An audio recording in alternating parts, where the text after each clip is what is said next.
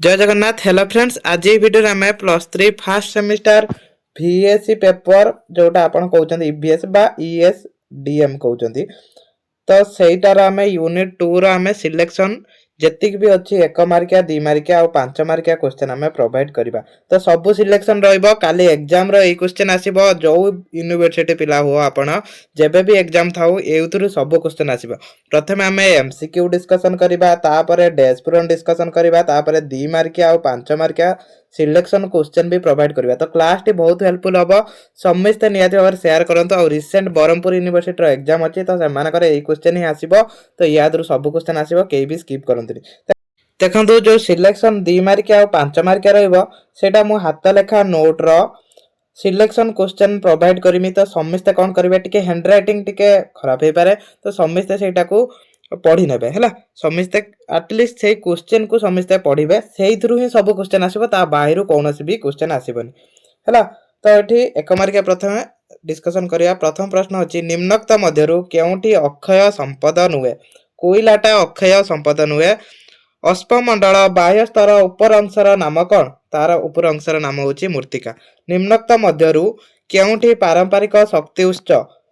कोउटा या भितरु कोउटा भी पारंपरिक शक्ति उत्स नुहे हैला। 4 नंबर प्रश्न, निम्नोक्त मध्यरु केउंटी अणनवीकरण योग्य संपद नुहे? कोउटा वायुटा अणनवीकरण योग्य संपद हबनी। तो ये ऑप्शन सब भी पढ़ी नेबे। निम्नोक्त मध्यरु केउ शक्ति द्वारा परिवेश प्रदूषण घटे नाही? को शक्ति? सौर शक्ति द्वारा घटेनि, किंतु आणविक शक्ति द्वारा घटी थाए। कोइला आमे जालिने भी घटी थाए, खनिज तैल द्वारा भी घटी थाए हैला। आणविक शक्ति उत्पन्न पाई केउ द्रव्य व्यवहार करा जाए? तो देखंतु क्लास टी को के स्किप करंतु। आगुरु जदी क्लास भी करि नाथि एबे भी ए क्वेश्चन पढ़ी की एग्जाम रो भलो करि परिबे। तो एई सुडिया रा देखंतु आम सिलेक्शन क्वेश्चन बहुत बाची, जहां भी क्लास हेतिला हमर आसीची। आणविक शक्ति उत्पन्न पाई केउ द्रव्य व्यवहार करा जाए? को द्रव्य? यूरानियम। एटा एटा कोन होबे आंसर? यूरानियम हैला व्यवहार करा जाए। केउ विज्ञान को पेडोलॉजी कहा जाए? मूर्तिका को कौन कहा जाए? पेडोलॉजी कहा जाए। ये सब इंपोर्टेंट क्वेश्चन। ट्रपेल कौन? मूर्तिकार उच्चतर स्तर होची ट्रपेल हैला। निम्नोक्त मध्यरु केउंठी जंगल क्षयर प्रभाव? कोउटा? ए सबु सबु होची जंगल क्षयर प्रभाव। मूर्तिका क्षय हेने जंगल क्षय हबो, वर्षा जदी कमिला जंगल क्षय हबो, उर्वरता ह्रास हेने भी जंगल क्षय हबो। कौन से एक निर्दिष्ट अंचल बसवास करुवा विभिन्न प्राणी और उद्भिद प्रकार भेद को कौन कहा जाए? प्रजातिगत विविधता कहा जाए। तो जो मानकर भी डैश पूरण आसे तो याद भी एगुड़ा डैश पूरण आसीबो। खाली 1 मार्किया जदी पढुचंदी तो डैश पूरण पढु कि गोटे शब्दर उत्तर पढु तो लिखि परिबे। निम्नोक्त मध्यरु केउंठी बहिर्बसती शरण अटे? चिड़ियाखाना। एटा संरक्षण हबा कथा हला, शरण लिखा हिची। निम्नोक्त मध्यरु केउंठी अंतबसती संरक्षण अटे? कोउटा? अभयारण्यटा अंतबसती संरक्षण अटे। निम्नोक्त मध्यरु केउंठी द्वारा मूर्तिका क्षय होई थाए? का द्वारा? ई सब द्वारा, जल पवन लवण सृष्टि या द्वारा होई थाए। जीवावशेषरु केउ शक्ति सृष्टि हुए? खनिज तैल और प्राकृतिक गैस सृष्टि होई थाए। तापरे कोइलारु केउ शक्ति उत्पन्न हुए? तापज शक्ति कोइलारु उत्पन्न हुए। तापरे एठी आइला शून्य स्थान पूरण कर हैला। तो ए शून्य स्थान पूरण कर। तो बेसी यूनिवर्सिटी आसे शून्य स्थान पूरण कर। तो एतिकी इंपोर्टेंट क्वेश्चन रहइबा जेतिकी हमें डिस्कशन करबा। तो या भितरु ही आसीबो। पुनः उत्पादन क्षम संपद को डैश संपद कहा जाए? सेटा नवीकरण योग्य संपद कहा जाए। वेरी इंपोर्टेंट देखंतु, जेतिकी भी डैश पूरण अछि के स्किप करबेनी, बहुत इंपोर्टेंट। अणनवीकरण संपद को डैश संपद कहा जाए? सेटा क्षयशील संपद कहा जाए। तापरे डैश रो क्रम विकास ही मूर्तिका सृष्टि करे? शिलार क्रम विकास मूर्तिका सृष्टि करिथाए। पारंपरिक संपद साधारणतः डैश संपद अटे? एटा को अणनवीकरण योग्य संपद अटे। अणपारंपरिक संपद मुख्यतः डैश संपद अटे? एटा नवीकरण योग्य संपद अटे। तापरे डैश संपद पूर्ण व्यवहार सत्वे क्षय प्राप्ति घटी न थाए? को संपद? नवीकरण योग्य बा अक्षय। कोइलार डैश संपद अटे? कोइला को संपद अटे? अणनवीकरण योग्य संपद अटे। तो एगुडा बेसी पड़े हैला। सौर शक्ति डैश संपदर उदाहरण? एटा हला नवीकरण योग्य संपदर उदाहरण। डैश संपद पुनः उत्पादन करा जाय पारे नै? अणनवीकरण योग्य बा क्षयशील संपद को पुनः उत्पादन करा जाय नै, काहेना एटा क्षय हो जाय। शक्ति संबल दुईटे उत्स हला डैश एवं डैश कोन? गुटे हला पारंपरिक आ गुटे हला अणपारंपरिक उत्स। डैश उत्सरु सर्वाधिक विद्युत शक्ति उत्पन्न होता है? तापज शक्ति सर्वाधिक विद्युत शक्ति उत्पन्न होता है। पृथ्वीर बाह्य पतला स्तर को डैश कहुए मृत्तिका कहुए। पृथ्वीर जो बाह्य पतला स्तर रही है मृत्तिका कहुए। मृत्तिका क्षय प्रमुख उपादान है डैश एवं डैश पवन और जल। भूमिर जैव उपादान ध्वंस हेले डैश सृष्टि हुए मरुभूमि सृष्टि होता है। तापर जैव विभिन्नता परिसंस्थार डैश रक्षा करे भारसाम्य रक्षा करता है। भू रासायनिक चक्र को डैश चक्र कहुए पोषक चक्र कहुए। गोबर गैस डैश शक्ति एटा जैव शक्ति। तापज शक्ति डैश रु उत्पन्न होता है कोयलारू। प्राणी और उद्भिद सृष्टि वर्ज्यवस्तु डैश शक्ति सृष्टि हुए कोटा बायोमास सृष्टि होता है। सूर्य किरण सृष्टि शक्ति को डैश शक्ति कहुए सौर शक्ति कहुए। तो यहाँ आराम से करेंगे। ये देखो ये गोटे वाक्यर उत्तर देती किंतु एगुड़ाक भी 2 मार्क आसो। तो जी भी सिलेक्शन थिला सेतिकी मुझे पीडीएफ रे रखी एगुड़ा भी 2 मार्क आसो। 2 मार्क आसने खाली एटिक बुझी नियंतु टिके लॉन्ग करके लिखिदेवे। प्राकृतिक संपदा क्या कहुए यहाँ भी 2 मार्क आसो है। ये देती गोटे शब्दर बा गोटे वाक्यर उत्तर दियो।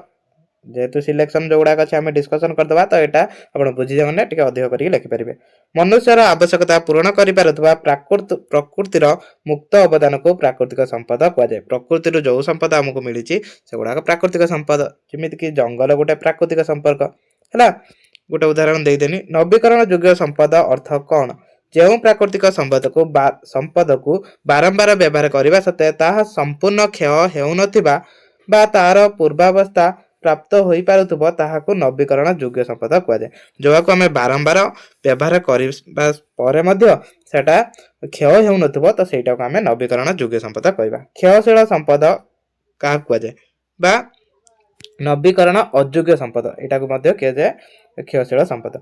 जो संपद व्यवहार द्वारा परिणाम ह्रास घटी परिशेषर निशेष हो जाए ताहाकू क्षयशील संपद कहुए। क्षयशील माने कौन ना जोटा आम आउ पुनर्बार सेटा व्यवहार करि पारंतनी है। असरंती संपद कहले कौन बुझ?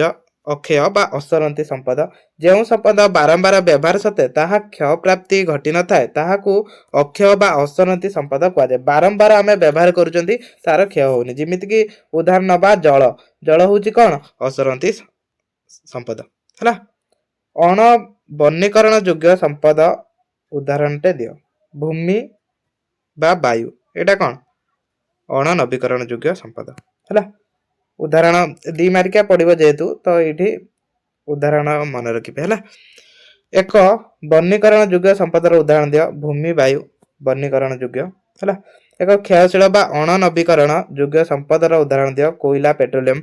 तो ये आप बुझे कौन क्षयशील संपद कौन ये जो बुझीगले तो यार उदाहरण देवे। तो 2 मार्किया कौन करेंगे ना क्या कहुए लिखे सहित उदाहरण देदेवे 2 ରୁ 2 मार्क मिल। सौर संपद कि प्रकार संपद अटे? सौर संपद नवीकरण योग्य संपद अटे।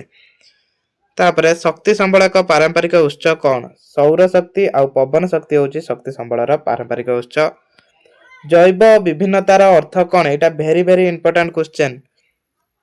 एक निर्दिष्ट समय एक निर्दिष्ट अंचल देखा जाउतबा विभिन्न प्रकार उद्भिद और प्राणी जगत को जैव विभिन्नता कहुए।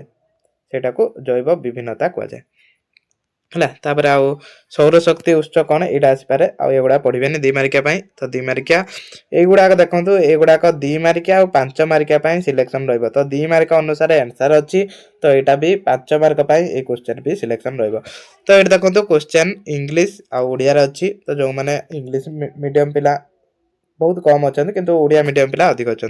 तो क्वेश्चन कौन रही देखो सिलेक्शन क्वेश्चन रही या भितर ही क्वेश्चन आसो।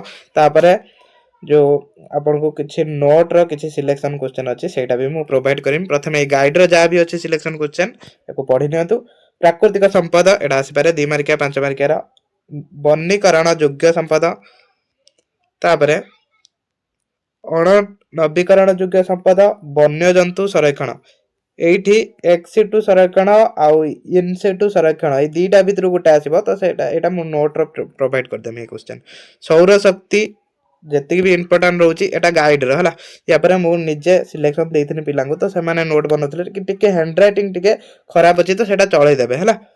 पवन शक्ति किंतु 100% जो भी सिलेक्शन दिया होची तादरो आसीबो 2 मार्किया 5 मार्किया। सामाजिक वनीकरण तापर भूपृष्ठ जल तापर भूतल जल तापर मूर्तिका क्षय आ अक्षय और क्षयशील संपद मध्य पार्थक्य दर्शाओ। वन्यजंतु परिचालना संपर्क में एक संक्षिप्त टिप्पणी लेख। तो एगुड़ा आउ डिस्कसन करि पारनी कहीं ब्रह्मपुर यूनिवर्सिटी काली एग्जाम अच्छी है। पवन शक्ति संपर्क में संक्षिप्त टिप्पणी लेख। एटा कौन सिलेक्शन ना इंपोर्टाट भी ना। शक्ति संबल पारंपरिक उत्सव वर्णना कर एटा पढ़िथिबे देखंतु एबे जो हैंड नोट रो जति भी दिया जिवो तो एटा 100% याद रु आसीबो। कोन क्वेश्चन दिया होची सेति पढ़ी जांतु देखंतु टिके हैंड राइटिंग टिके खराब थाई पारे माने पढ़ी होची कि नै टिके कमेंट करी कहबे।